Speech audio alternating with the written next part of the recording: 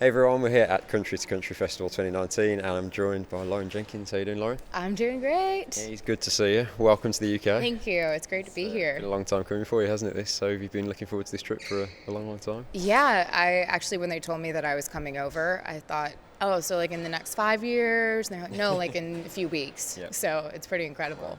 You did Berlin and Amsterdam as well, didn't you, on this little C2C tour? So tell us what that was like. It must have been a pretty cool adventure. It was amazing. We also went to Frankfurt and Hamburg, and I didn't have enough German memorized before the trip, but everyone was super kind and helped me out a little bit. So I've got some phrases. I just need to learn a few more before going back. You had a pretty crazy journey to Amsterdam, didn't you? Because wasn't your plane delayed and you nearly missed the show? Yeah, we were concerned that we weren't going to make it. We were coming up with alternate plans of streaming it from the airport or getting a car, but eventually the plane got there, and we got there about like 5 to 10 minutes before we had to go and walk on stage and play. Yeah. You had pretty awesome company though, didn't you? Because Lindsay was with you that day. She's so cool. It was great. We were going back and forth. It was like, okay, do you have mascara? Do you have deodorant? Do you have a brush? Because we have to just go as soon as we get there. Yeah. You've been playing some stuff from the new album, No Saints, which is coming out on the 15th, am I right? Correct. And that one's been a long time coming, hasn't it? Because a lot of people won't know that you actually signed with Big Machine, was it 2013? Yeah, so end of 2013. That is crazy. Yeah, I've just kind of been behind the scenes creating and working for the last several years, and I really didn't want to rush and put something out. So I'm really fortunate that Big Machine gave me the time to actually create exactly what I wanted and grow too as an artist and a songwriter. And so the record's kind of, some of it's from my beginning journeys of first coming to Nashville, and then some of it is really a reflection of where I'm at now as a human and artist. Yeah. I was going to ask you about that. How have Big Machine been with you over that long period? Because it's very unusual to see an artist given so much kind of creative space and freedom.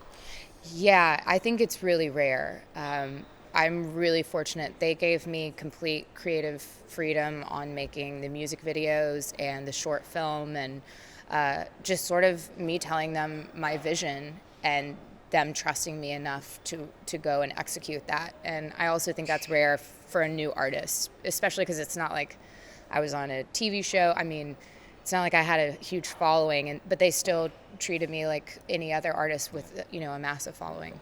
And release day is going to be really exciting for you, isn't it? Because you're playing at the Opry, making your Opry debut, which is going to be absolutely huge. So how much are you looking forward to that? Release day, yeah. It's couldn't have worked out better. Crazy. I'm really excited. I've never been to the Opry.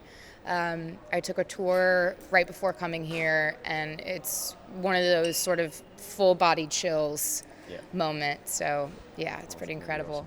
So you said this album has been a long time in the making. Presumably a lot of material has to be left on the cutting room floor, because you must have so much kind of in the back catalogue that you had to leave. Yeah, there's a few songs that didn't make it on this record, but I still really love and I play live and I keep coming back to. So I'm thinking on the next one, a couple of those that aren't on this record are going to be on the next one. Yeah. And you went with Give Up the Ghost for the lead single, which is an absolute killer track. That is just right on my street. I love that. So tell us about that track, how it came together and why you went with that for the lead single. Give Up the Ghost is really fun to play live with a band. And I think it has some of my Southern rock influences in the track. And I really love that I wrote it just with one female songwriter named Emily Shackleton. The two of us wrote it, and it kind of stands apart from the following singles, which are part of a 3-part music video series and short film. So to me, it was a great intro of, hey, here I am, and it's sort of a standalone track. I love it. And you just mentioned Emily Shackleton, and it was International Women's Day yesterday, and I saw your post about all the co-writers on the album. That must be amazing to have the likes of her and Jessie Jo Dillon and all these absolute powerhouse writers in Nashville coming together for your record. It was pretty overwhelming, honestly. Jessie Jo is one of my favorite writers, and getting to work with them and work with other women to help tell my stories is a huge honor. And I really look up to them and love their body of work, and hopefully I'll get to write with them for the second record. Yeah. And you touched on the music videos that you've been putting out. There's been a lot of visuals to go with this record. How much do you enjoy kind of delving into that creative process, and how important do you think that is in the modern industry? I think for every artist it's different. For me, I've always been obsessed with all aspects of storytelling, including the visual component, down to the photography, the packaging of the album, the music videos. I love collaborating, but for this record and these specific visual elements, I had a very clear vision of what I wanted. So I got to bring on some of my friends, one of them a filmmaker named Cole Smith that I went to middle school with. And I just got to make this with him, and I cast a friend of mine that I went to acting school with, and it felt very much like me and my friends executing this vision and this idea in my head. And it was really precious to me. So I wanted to make sure that it was people that I felt really close with and connected with in order to achieve it. And the short film that you did, Running Out of Road, you've just found out that it's going to be on the Roswell Film Festival. So tell us how that came about. And we just found out yesterday. So we were in the tube when I got the information, and I was dancing around the tube like a crazy person because to have an official selection on my first short film that I created is insane. And also I love the fact that the first official selection came from a film festival in New Mexico, because it was really important to me that we stay authentic with the piece and stayed authentic to the culture in New Mexico and the cowboy culture. And we used a friend of mine that lives in New Mexico, Marshall Zimmer.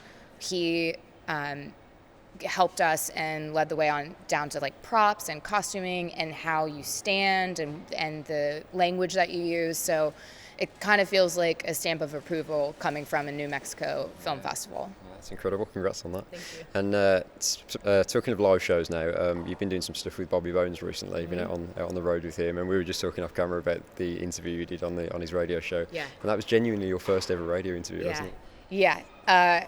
Nobody told me the rules, so I walked in and I didn't realize that it was on air. I thought it was just like, hey, how are you? I'm Lauren. What's up? What'd you have for breakfast? Kind of thing. And I walk in and realize, oh wait, no, we're rolling now. There's no do-over. There's no start. But it was really fun, and that was a cool moment for that to be my first radio interview. And you're part of his class of 2019, aren't you? He's doing a lot for females in country music, isn't he? So tell us about being involved with him and all the stuff he's doing. I know. I mean, he took me out to Iowa. He had a couple of shows right before this, and I got to open for him, which was really cool. He's got amazing fans, and he's got a huge platform, and I really respect how he's built his platform and built his audience. And so to shine light on other women artists, I think is really cool, and I hope more people do that. But I'm really honored that he's doing that and that I'm part of his class. And just finally, long-term plans for the UK, are you hoping to kind of get back here as much as possible? Because Big Machine have got such a big presence at C2C, and they've always helped bring artists over here and bring them through. So what's your long-term goal? I mean, I told the label I'll plan like a couch surfing tour if I need to. I'll sleep on people's floors and couches. I really want to get back this year, hopefully in the fall. Yeah. And I'd love to be over here as much as possible. This has been only 10 days, and I've fallen in love with every place that I've been, fallen in love with London. I was just saying to my manager, well, maybe we should just move to London. Yes. But it really is incredible, and I feel really fortunate to even have the opportunity to come over here and play. But now that I've had a taste of it, I want to come back as much as I can. That's awesome. That's what we like to hear. Well, It's good to have you here, Lauren. Thank you for doing this, and appreciate your time, and best of luck for the rest of the weekend. Cheers. Thanks.